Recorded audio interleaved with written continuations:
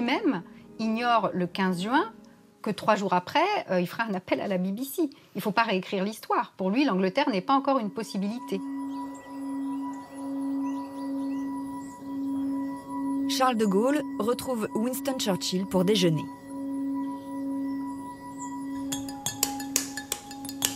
Le général sort une nouvelle carte de son jeu, un projet fou.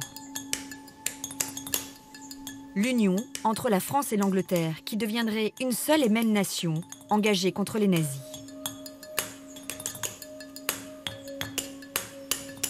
Une idée visionnaire, soufflée par un fonctionnaire français installé à Londres, Jean Monnet, un des futurs pères de l'Europe. Churchill adhère aussitôt. Une idée visionnaire, soufflée par un fonctionnaire français installé à Londres, Jean Monnet, un des futurs pères de l'Europe.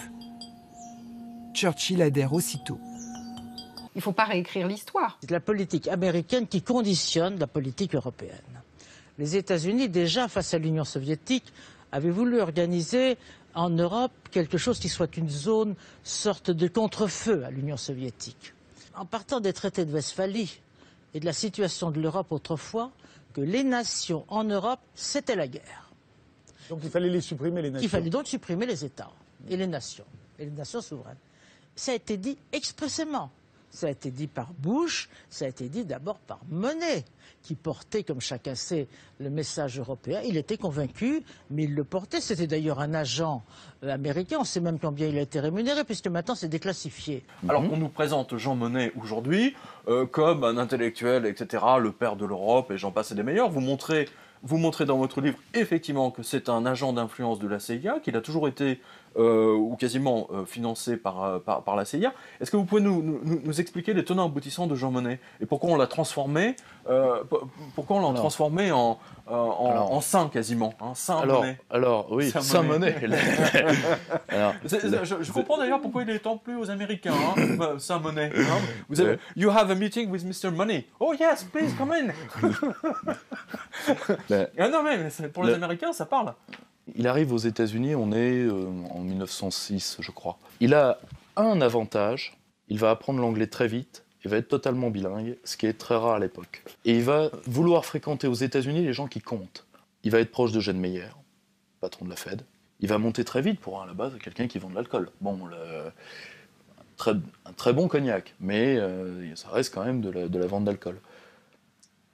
Il sera mêlé, à partir dès ce moment-là, à toutes les affaires diplomatiques américaines vis-à-vis du vieux continent. Je m'explique. Pendant la SDN, dans les années 20, il est déjà aux ordres des Américains pour préparer un projet de fédéralisation européenne. Dans les années 40, pendant la guerre, il pense, il l'écrit d'ailleurs, que le moment est venu de fédéraliser l'Europe après la déflagration mondiale. Déjà, il va se heurter à un homme qu'il va détester dès qu'il va le croiser, qui est le général de Gaulle. Il ne faut pas réécrire l'histoire. La première rencontre est fameuse, c'est quand Monnet lui propose de fusionner la France avec l'Angleterre, et le général de Gaulle, qui est le dernier sous-secrétaire d'État à la guerre du gouvernement Reynaud, le regarde et lui dit « Quand les Anglais vont entendre ça, ils vont vous jeter tout habillé dans la Tamise. » Et vous racontez dans le livre, ça c'est extraordinaire, je ne le savais pas, personne ne le savait, parce que là vous m'avez épaté, que Jean Monnet a voulu interdire l'accès des studios de la BBC à Charles de Gaulle. Exact. C'est quand même incroyable.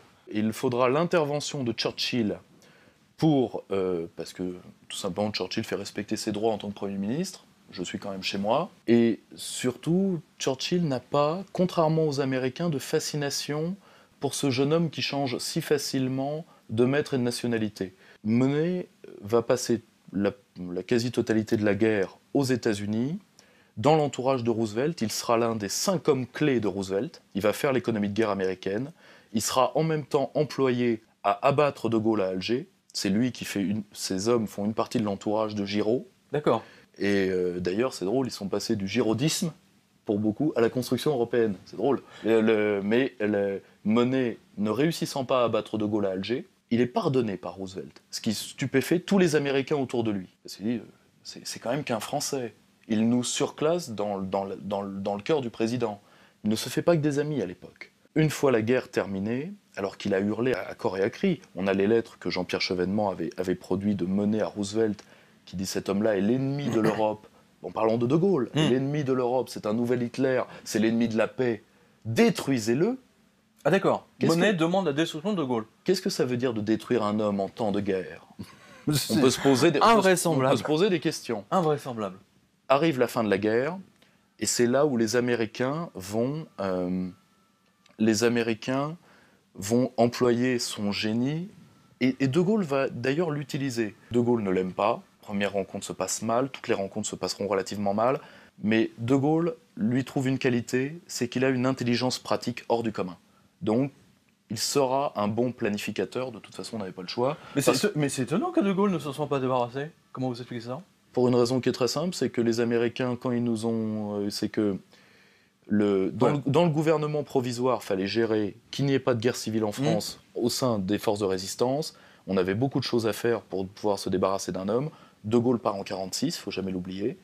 La 4e République revient. Monet, lui, est l'homme du plan Marshall. Les Américains vont faire de lui un des hommes qui va... Vous acceptez notre argent, gérer la France. Vous acceptez nos hommes. Et d'ailleurs, c'est à ce moment-là que l'OSS devient CIA en 1953, et l'OSS va créer, à travers des tas de groupes d'influence, de ce qu'on appellerait, le terme est anacronyme, mais des ONG, des trucs comme ça,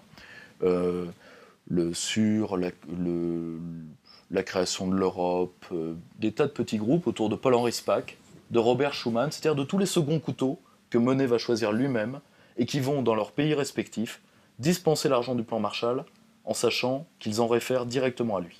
Mais je trouve ça totalement choquant qu'aujourd'hui on nous parle de Jean Monnet et de Schuman. J'ai été au lycée Jean Monnet, donc pour vous dire, à Mortagne-au-Perche, donc on lui donne même des noms d'école. Je suis même étonné que ce ne soit pas un lycée financier, préparant au métier de trader. Je suis étonné que Jean Monnet, donc, qu'on nous présente comme le sauveur, le grand créateur, alors qu'à la base c'est un traître. Une idée visionnaire, soufflée par un fonctionnaire français installé à Londres, Jean Monnet, un des futurs pères de l'Europe. Churchill adhère aussitôt. Après De Gaulle, c'est peut-être ce soir, ou dans 6 mois, ou dans 1 an. Ça peut être dans 5 ans, puisque c'est là le terme que fixe la Constitution, au mandat qui m'est confié. Mais si je voulais faire rire quelques-uns, ou en faire grogner d'autres, je dirais que ça peut aussi bien durer encore 10 ans, 15 ans. Franchement, je ne le pense pas. Si vous me dites De Gaulle, vous m'intéressez particulièrement parce que De Gaulle est un personnage paradoxal dont il n'existe pas beaucoup d'exemples dans l'histoire du capitalisme français. C'est un homme de la bourgeoisie, de la moyenne bourgeoisie, tendant vers la grande,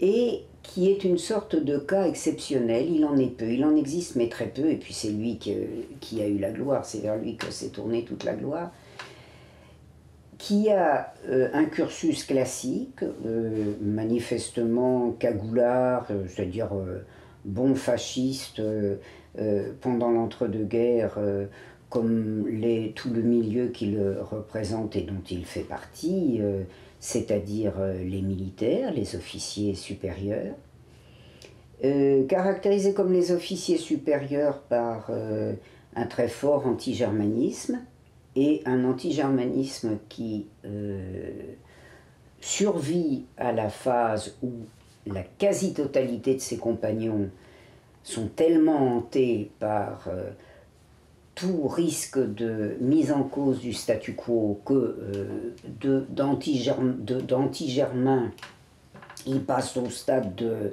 germanophile intense, qui est caractérisé comme tout son milieu par une violence anti-bolchevique dont il a été d'ailleurs, je dirais, un des représentants actifs, puisqu'il est par exemple, il accompagne le général Weygand dans la répression, dans la guerre proprement dite contre les soviets, quand la Pologne attaque les soviets, mais qu'elle se heurte à une contre-offensive tellement forte qu'il faut quand même que les Français viennent secourir pitoyable armée polonaise pour se débarrasser de l'affaire, et puis qui, comme on peut un peu le prévoir si on regarde certains éléments de la correspondance entre les années 30 et 1940, pour des raisons qui lui appartiennent, dans lesquelles probablement l'ambition personnelle,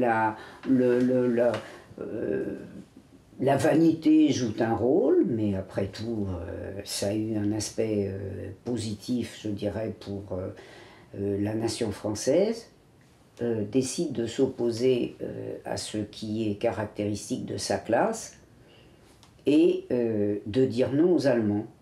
Et alors, ce qui est le plus caractéristique, enfin moi, d'ailleurs, ce qui m'a frappé le plus, c'est bien entendu, qui m'a conduite dans ma pratique d'historienne à aborder forcément systématiquement De Gaulle, puisque j'ai beaucoup travaillé sur l'entre-deux-guerres, sur la Deuxième Guerre mondiale et sur l'après-guerre, parce que j'ai commencé ma carrière d'historienne, de chercheuse par l'après-guerre.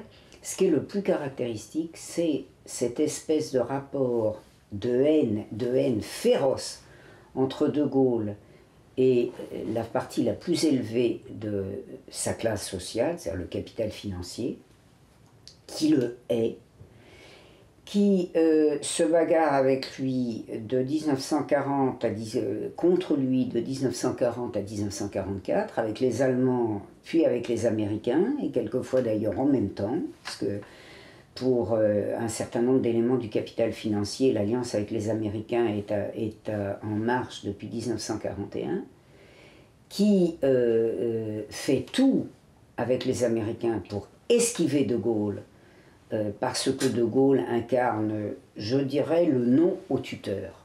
D'abord le non au tuteur allemand, et puis quand même en partie le non au tuteur américain, parce que De Gaulle ne veut pas lâcher l'Empire, parce que De Gaulle est très hostile à la politique américaine à l'égard de l'Allemagne et de l'avenir de l'Allemagne, et pourtant une grande bourgeoisie qui a eu besoin de lui, qui l'a pris et qui l'a à chaque fois utilisé comme un citron qu'on presse et qu'on jette. Donc c'est un personnage que je dirais, comme citoyenne, je ne goûte guère, parce qu'il est pour moi la représentation de la réaction, de la lutte antipopulaire, mais pour lequel j'ai quand même beaucoup de tendresse, parce que il est quasiment le seul représentant de sa classe à avoir dit non, ou à avoir tenté de dire non au tuteur, et ça lui donne un caractère tellement exceptionnel que même quelqu'un politiquement de très éloigné de lui est conduit, c'est mon cas, à reconnaître ses mérites particuliers.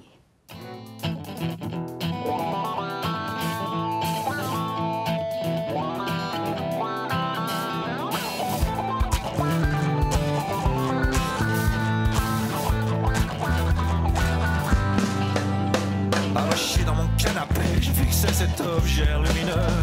J'entendais mais je ne l'écoutais pas.